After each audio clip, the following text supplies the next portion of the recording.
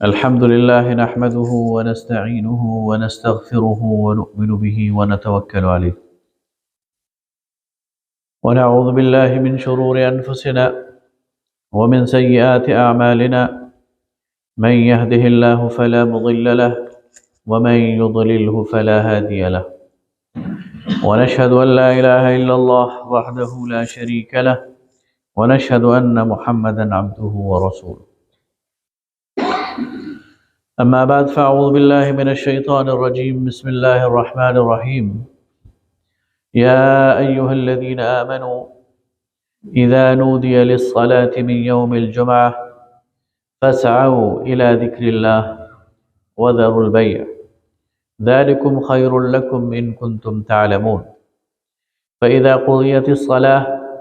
فانتشروا في الأرض وابتغوا من فضل الله واذكروا الله كثيرا لعلكم تفلحون. وإذا رأوا تجارة أو لهوا انفضوا إليها وتركوك قائما قل ما عند الله خير من اللهو ومن التجارة والله خير الرازقين. صدق الله المولانا العظيم.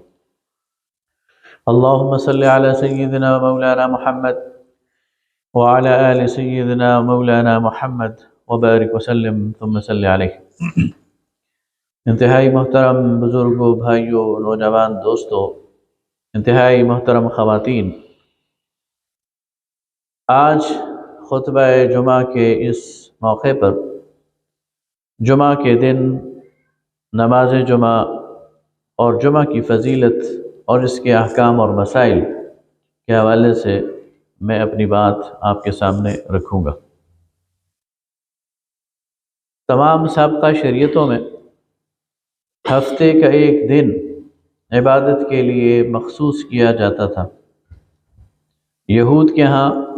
اللہ رب العالمین نے ان کے لیے ہفتے کا دن سنیچر کا دن مقرر کیا تھا، سیچرڈے، اور ان کو یہ تاکید تھی کہ یہ پورا دن وہ اللہ کی ذکر میں، اللہ کی عبادت میں گزاریں، اور اس دن کوئی دنیاوی کاروبار اور رزق کی تلاش اور تجارت اور بیع ان کے لیے حرام تھی. قرآن پاک میں ان کی ایک بستی کا ذکر ہے کہ جو دریا کے کنارے تھی اور وہ اس حکم کو پامال کر رہی تھی. ان کے لیے حکم تھا کہ ہفتے کے دن انہوں نے صرف اللہ کی عبادت کرنی ہے، لیکن وہ ہفتے کے دن مچھلیاں پکڑتے تھے، اور اس جرم کی پاداش میں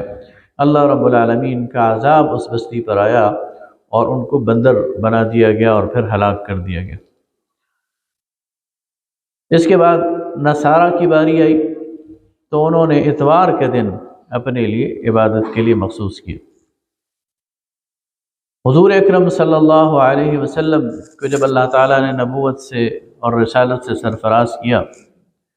تو آپ کے لیے اللہ رب العالمین نے جمعہ کا دن منتخب کیا، اور اس دن کو اللہ رب العالمین نے سید الایام قرار دیا. نبی کریم صلی اللہ علیہ وسلم نے جسے دنوں میں سب سے بہتر دن قرار دیا اور فرمایا کہ یہ وہ دن ہے جسے اللہ تعالیٰ نے تمہارے لیے عید بنایا ہے. اور نبی کریم صلی اللہ علیہ وسلم نے ہجرت کے فوراً بعد جو پہلا جمعہ پڑھایا ہے وہ مدینہ میں داخل ہونے سے پہلے قباء سے مدینہ جاتے ہوئے جمعہ کا دن تھا. تو راستے میں جمعہ کا وقت آ گیا تو نبی کریم صلی اللہ علیہ وسلم نے جمعہ کی نماز پڑھائی، اور یہ وہ پہلا جمعہ تھا جو مسلمانوں نے نبی کریم صلی اللہ علیہ وسلم کی اقتداء میں پڑھا. اس کے بعد پھر مسلسل نبی کریم صلی اللہ علیہ وسلم کی اقتداء میں 10 سال تک، پھر خلفائے راشدین، اور آج تک امت میں یہ سنت قائم ہے کہ جمعہ کے دن لوگ نماز جمعہ پڑھتے ہیں. قرآن پاک میں اس کا حکم اللہ تعالیٰ نے الگ سے دیا. ویسے تو قرآن میں نماز کا حکم اقیم الصلاۃ کی صورت میں متعدد جگہ پہ موجود ہے، لیکن خاص جمعہ کی نماز کے حوالے سے سورہ جمعہ کا جو دوسرا رکوع ہے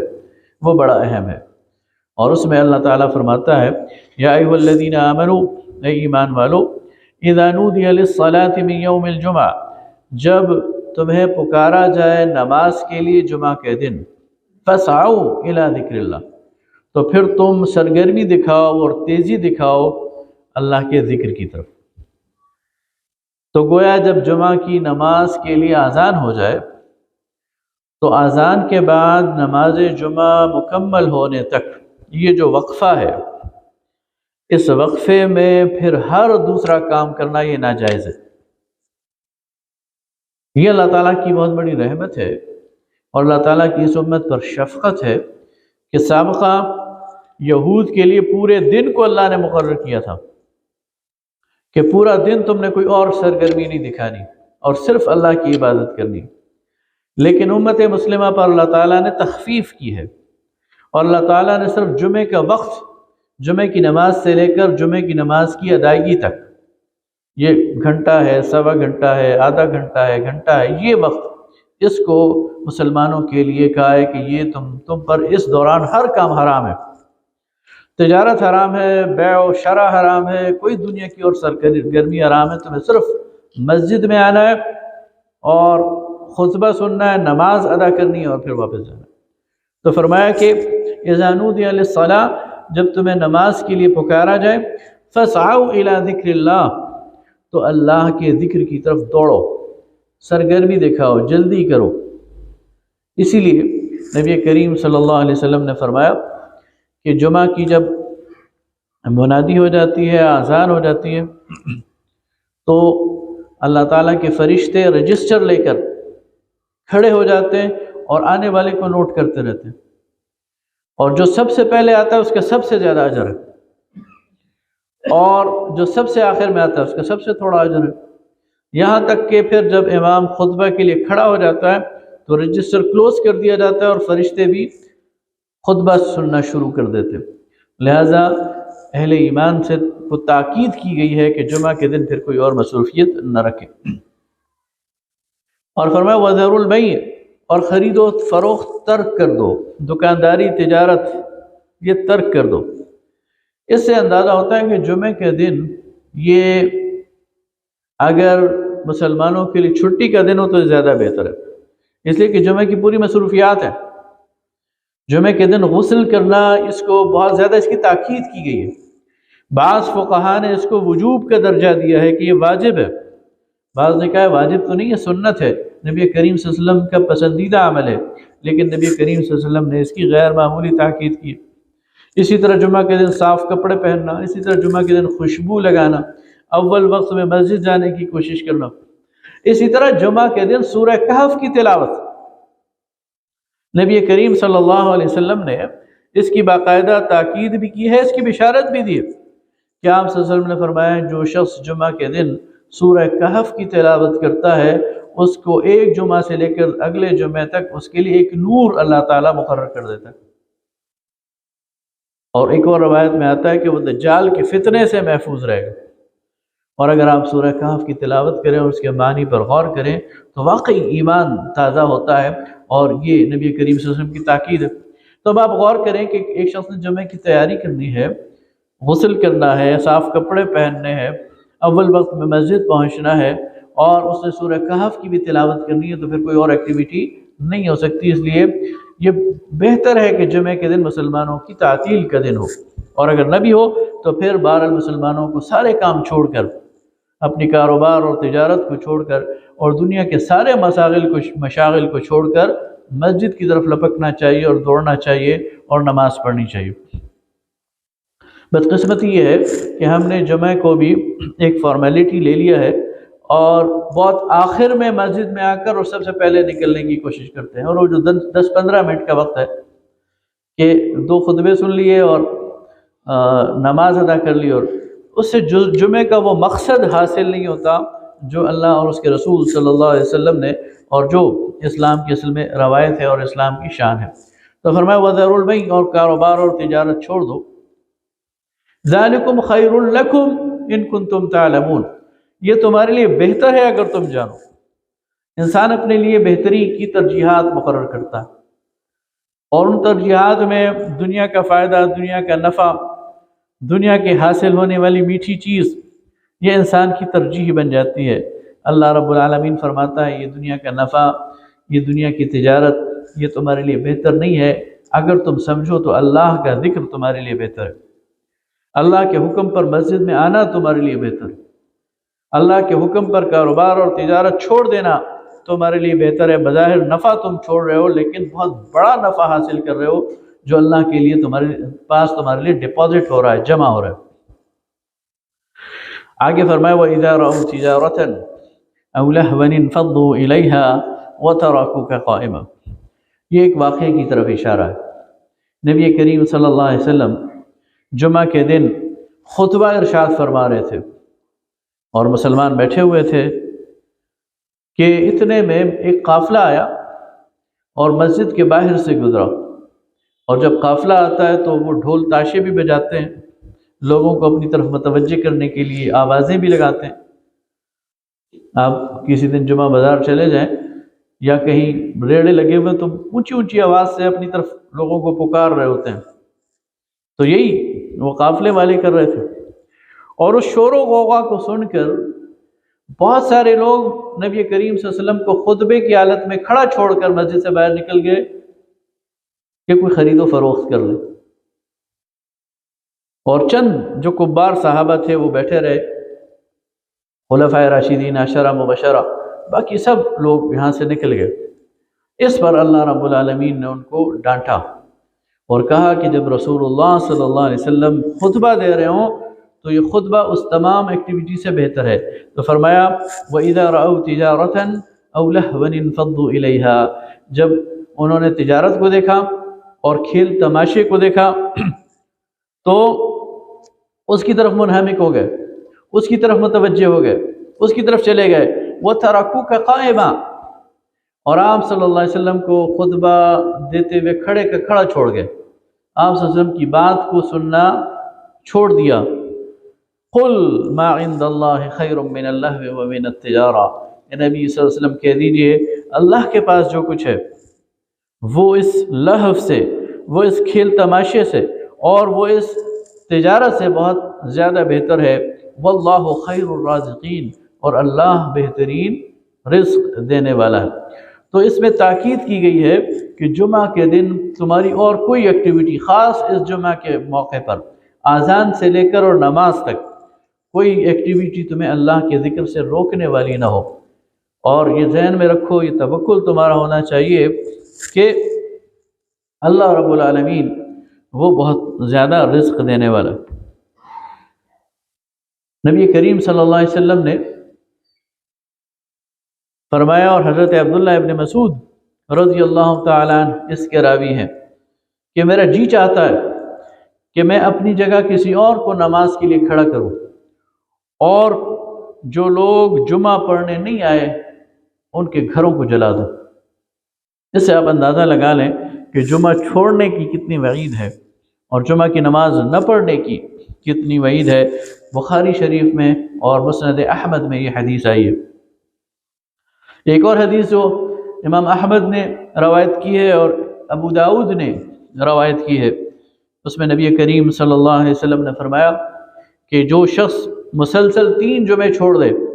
اللہ تعالیٰ اس کے دل پر مہر لگا دیتا ہے۔ اور مہر کس کے دل پہ لگتی ہے؟ مہر منافق کے دل پر لگتی ہے، مہر کافر کے دل پہ لگتی ہے، مہر اس شخص کے دل پہ لگتی ہے جس کے لیے ایمان کا سلسلہ بند کر دیا جائے۔ اس لیے اتنا سینسیٹیو مسئلہ ہے، اتنا حساس مسئلہ ہے جس کے عموماً ہم اس کی پرواہ نہیں کرتے۔ یہ میں بتا چکا ہوں کہ جمعہ کے لیے نبی کریم صلی اللہ علیہ وسلم نے غسل کو وجوب کے ہر درجے تک بہت زیادہ اس کی تاکید کی ہے۔ خوشبو آپ صلی اللہ علیہ وسلم کو خود بھی پسند تھی، اور آپ نے پسند فرمایا کہ لوگ خوشبو لگا کر مسجد آیا کریں، صاف ستھرے کپڑے بھی دھلے ہوئے پہنا کریں، اور جتنی توفیق ہو نماز پڑھیں۔ یہ بھی جمعہ کے آداب میں سے ہے کہ جب کوئی شخص مسجد میں آتا ہے تو کم از کم اسے 2 رکعت صلاۃ تحیۃ المسجد یہ پڑھنی چاہیے، اور یہ بھی جمعہ کے دن واجب ہے۔ اور اگر اس سے زیادہ پڑھنا چاہے تو اس سے زیادہ پڑھنے میں بھی کوئی ممانعت اور حرج نہیں ہے، اس لیے فرمایا کہ جتنی جس کی توفیق ہو وہ نماز پڑھے۔ لیکن ظاہر ہے یہ خطبے سے پہلے جب امام خطبہ شروع کر دیتا ہے تو پھر اس خطبے کو بھی متوجہ ہو کر سننا یہ بڑا ضروری ہے۔ ہم بر صغیر میں رہتے ہیں، یہاں جب مسلمان آئے تو یہ بحث چھڑی کہ یہاں کے لوگوں کی زبان تو اردو ہے، تو اب کیا کیا جائے؟ تو ایک طریقہ یہ اختیار کیا گیا کہ جمعہ کے مسنون خطبہ سے پہلے لوگوں کو اردو میں وعظ کیا جائے، اور اس کا طریقہ یہ ہے کہ جو بھی امام ہے، خطیب ہے، وہ مسجد میں آ کر ممبر پر بیٹھ کر آدھا گھنٹہ، 20 منٹ، 30 منٹ وہ اردو میں وعظ کرتا ہے۔ اس کے بعد پھر سنتوں کا موقع دیا جاتا ہے، اور اس کے بعد پھر اذان ہوتی ہے، پھر مسنون خطبہ ہوتا ہے، اور پھر اس کے بعد نماز ہوتی ہے۔ ایک طریقہ تو یہ ہے۔ دوسرا طریقہ وہ یہ اختیار کیا گیا، اور یہ بھی ٹھیک ہے، کہ اسی مسنون خطبے میں نبی کریم صلی اللہ علیہ وسلم نے اس خطبے کو شروع جس طرح کیا اسی طرح شروع کیا جائے، اور اس خطبے میں چونکہ نبی کریم صلی اللہ علیہ وسلم وعظ اور تلقین فرمایا کرتے تھے تو وہ وعظ اور تلقین اردو زبان میں کر دی جائے، یعنی خطبہ وہی مسنون طریقے سے دیا جائے، 2 خطبے دیے جائیں، اور اس میں حمد اور ثنا کے بعد، قرآن کی تلاوت کے بعد، نبی کریم صلی اللہ علیہ وسلم پر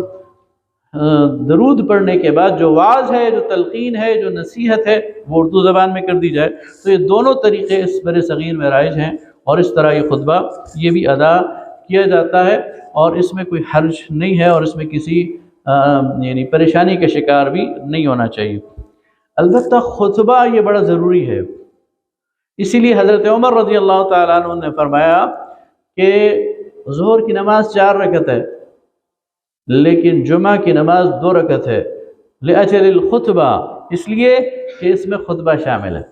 تو اس میں یہ جو 2 خطبے ہیں یہ 2 رکعت کے قائم مقام ہیں، تو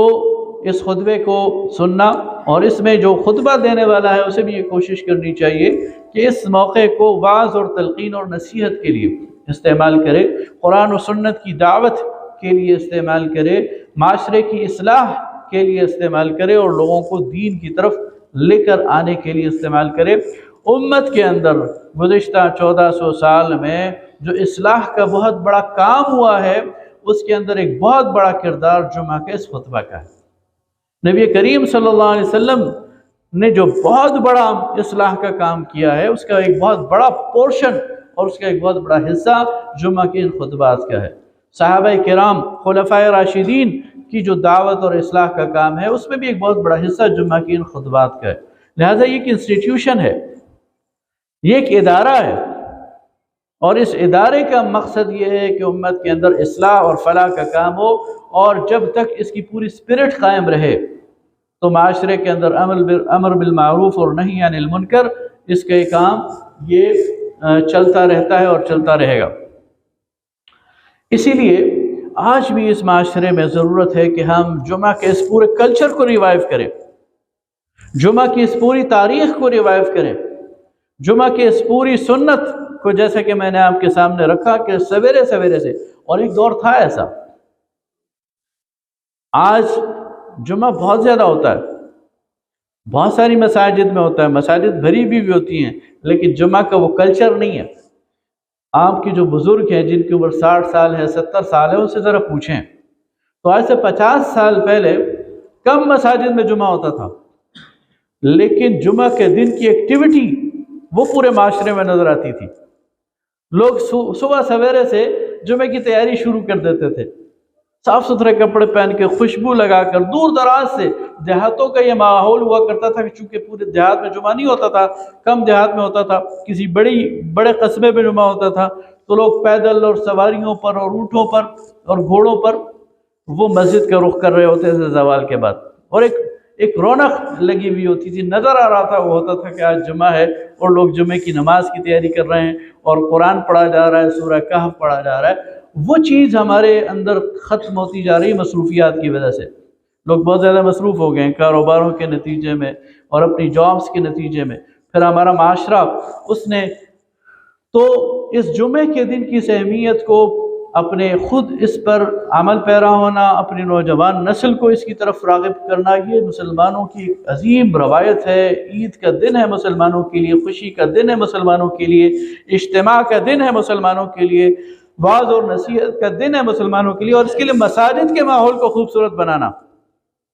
اس کے لیے مساجد کے ماحول کو کنڈیوسو بنانا، ایسا بنانا کہ لوگ خوش ہوں مسجدوں میں آ کر،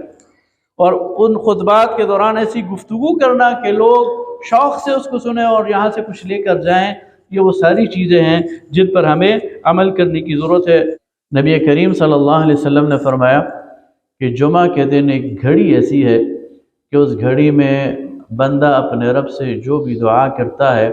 اللہ تعالیٰ اسے قبول کر لیتا ہے۔ مسلم شریف کی روایت میں نبی کریم صلی اللہ علیہ وسلم نے فرمایا کہ وہ گھڑی بڑی مختصر ہے اور وہ خطبہ شروع ہونے سے نماز کے ختم ہونے تک کی گھڑی ہے۔ ایک اور روایت میں آتا ہے کہ وہ گھڑی عصر کے بعد کی گھڑی ہے، اور ان اوقات میں جو بھی دعا کی جائے اللہ تعالیٰ اسے ضرور شرف قبولیت بخشتا ہے۔ حضرت ابو ہریرہ رضی اللہ تعالیٰ عنہ سے روایت ہے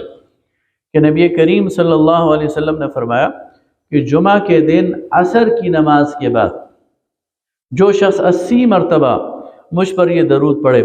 اللہم صلی علی محمد النبی الامی وعلی آلہ وصحبہ وسلم تسلیما، اللہ تعالیٰ اس کے 80 سال کے گناہ معاف کر دیتا ہے۔ اسی طرح حضرت عبداللہ ابن مسعود رضی اللہ تعالیٰ عنہ سے روایت ہے کہ آپ نے فرمایا کہ جمعرات کے دن مغرب کے بعد اللہ تعالیٰ فرشتے اتارتا ہے جن کے ہاتھ میں سونے چاندی کے ورق ہوتے ہیں، اور وہ ان لوگوں کے نام لکھتے ہیں جو اگلے دن جمعے کے دن عصر کے وقت تک نبی کریم صلی اللہ علیہ وسلم پر درود پڑھتے ہیں۔ تو اللہ تعالیٰ ان لوگوں کے نام اسپیشلی اپنے فرشتوں کے ذریعے نوٹ کراتے ہیں۔ تو جمعہ کا دن دعاؤں کا دن ہے، اور جمعہ کا دن نبی کریم صلی اللہ علیہ وسلم پر کثرت سے درود پڑھنے کا دن بھی ہے۔ اللہ تعالیٰ ہمیں اس پر عمل کرنے کی توفیق عطا فرمائے۔